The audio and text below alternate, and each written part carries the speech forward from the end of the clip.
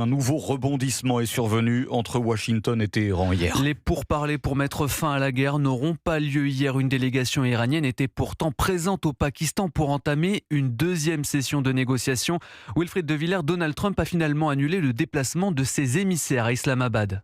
Oui, le président américain se justifie en affirmant que personne ne sait qui est réellement aux commandes en Iran. Il s'est exprimé en conférence de presse hier sur le tarmac de l'aéroport de Palm Beach. Je traiterai avec qui il le faudra, mais il n'y a aucune raison d'attendre 2 jours et de faire voyager des gens pendant 17 heures. Nous ne procéderons pas ainsi. Quand ils le voudront, ils pourront m'appeler. Nous avons toutes les cartes en main, nous avons tout à gagner. Ils peuvent nous appeler, façon de laisser la porte ouverte aux discussions, alors que Donald Trump assure que cette annulation ne signifie pas pour autant une reprise de la guerre.